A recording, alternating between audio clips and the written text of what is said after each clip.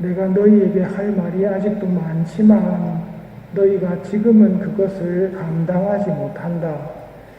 그러나 그분 곧 진리의 영께서 오시면 너희를 모든 진리 안으로 이끌어 주실 것이다.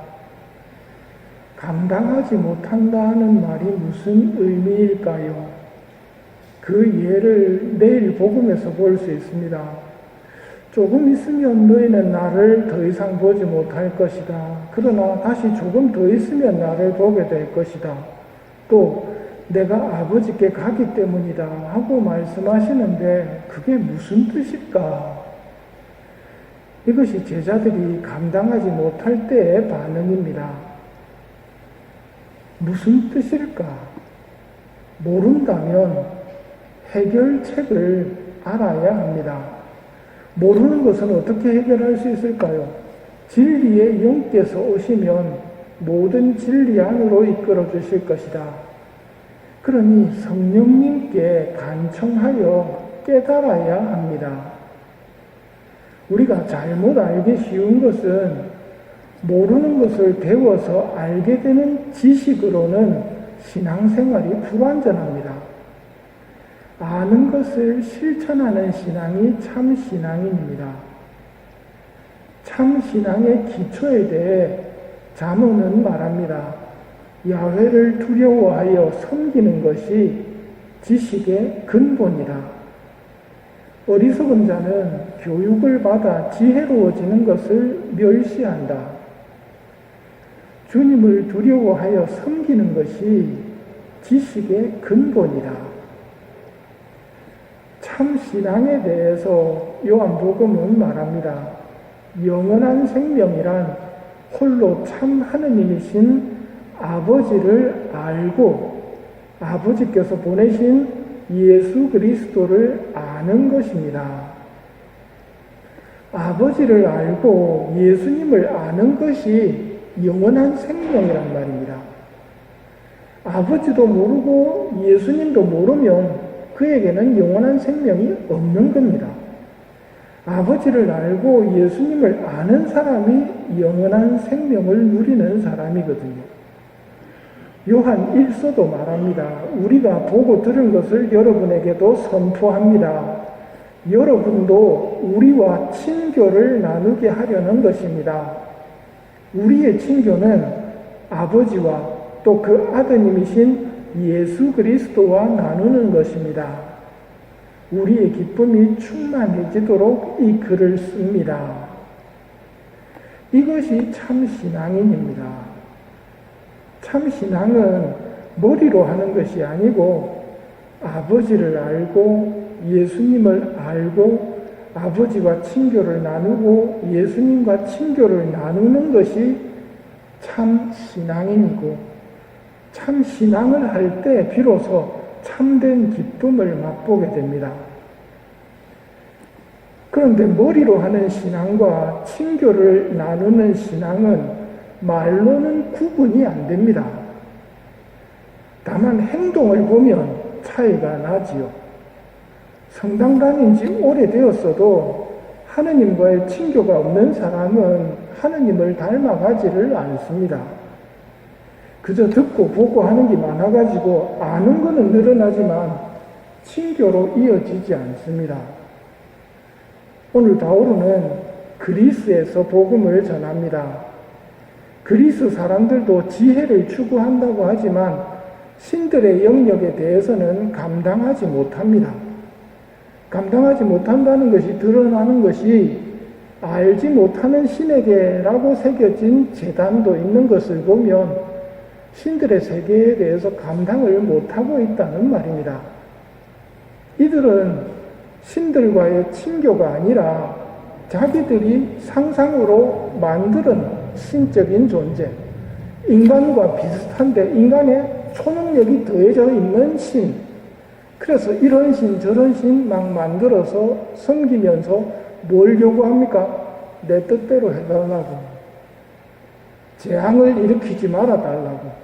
재앙이 일어나면 재앙 치워달라고. 이런 식으로 자기가 만든 우상을 공경하고 있었기에 바오로 사도께서 실제 하느님이 어떤 분이신지를 가르치십니다. 우리도 겸손한 마음으로 바오로 사도의 가르침을 들어봅시다. 세상과 그 안에 있는 모든 것을 만드신 하느님이라고 설명합니다. 우리 눈으로 지금 보이는 것과 보이지 않는 모든 것들은 원래부터 있었던 것이 아니라 만드신 분이 있습니다. 인간이 똑똑한 척 하면서도 막상 이런 문제에서는 저절로라고 이야기합니다. 저절로 땅이 생겼고 저절로 있어.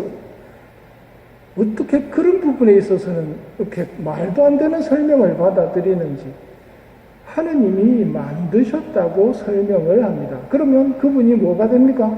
주인님입니다. 주인님을 알아야 하고 주인님이 만든 세상에서 살고 있다는 것을 생각해 보아야 됩니다. 생각하는 나 자신도 나 스스로 내가 존재하는 것이 아니라 그분이 나를 존재하게 했다는 것을 생각할 줄 알아야 하겠지요. 내 존재의 목적이 뭘까? 나를 만드신 분이 내 존재의 목적을 가지고 계십니다. 그걸 완성시키는 것이 나의 소명입니다. 성소이고요. 두 번째로 바오로 사도께서 말씀하시는 것은 그리스 신들이 이야기하는 것처럼 제물을 바치면 기분이 좋아가지고 태풍을 일으키지 않고 제물이 마음에 안 들면 재앙을 가져오는 그런 신이 아니라고 하느님을 설명합니다. 하느님은 오히려 모든 존재들에게 생명을 주시는 분, 숨을 주시는 분이라고 설명을 합니다. 그러면 자연스레 감사를 할 줄 알아야 되겠지요. 그래서 감사는 진짜 마땅하고 옳은 일이며 우리 의무요 구원의 길입니다. 감사할 줄 모르는 사람은 아직 친교로 들어가지를 않은 겁니다.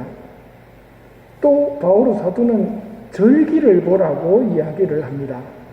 자연의 질서를 보면 흔히 또 저절로라고 이야기를 하죠.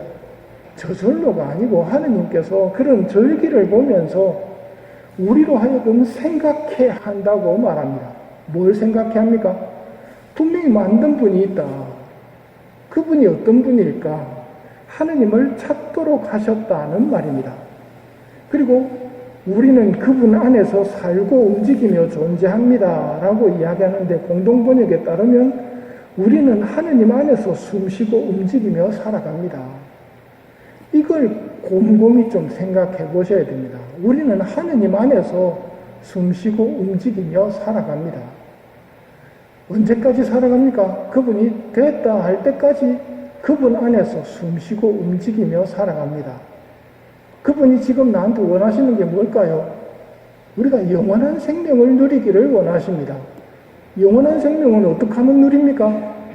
하느님을 알고 예수님을 알고 하느님과의 친교로 예수님과의 친교로 들어갈 때 영원한 생명을 누리는 것이고 그게 천국에서의 우리 삶입니다. 천국에서 우리가 뭐 할 것 같습니까? 하느님하고 사귀는 겁니다. 예수님하고 사귀는 것이고요. 지금부터 그 삶을 살아야 영원한 생명을 간직하고 하늘나라로 바로 들어갈 수 있는 것이지요.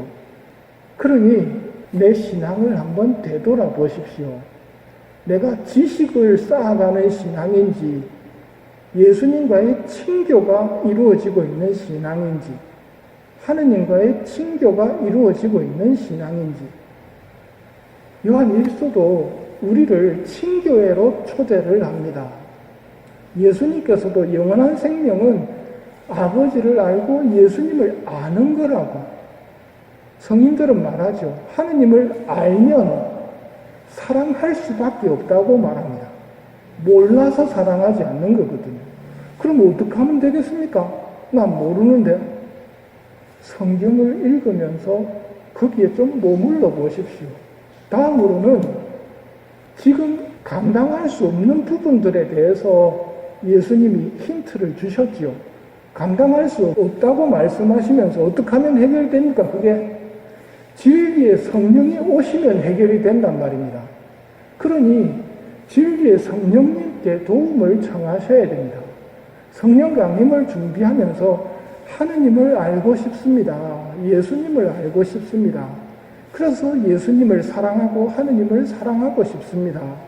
그분들과 친교를 나누고 싶습니다. 하는 말을 진리의 성령께 올려야 하고 지금이 그러한 때라는 것을 알려주시는 겁니다. 성령님께서 오시지 않고 가르쳐 주시지 않으면 너희는 내 말을 감당할 수 없다고 말씀하십니다. 이건 분명한 사실입니다. 그러니 감당할 수 없는 이런 부분들을 성령님께 말씀드리며 특별히 이 미사 중에 우리에게 필요한 은총들을 성령님께 부탁드리며 봉헌하도록 합시다.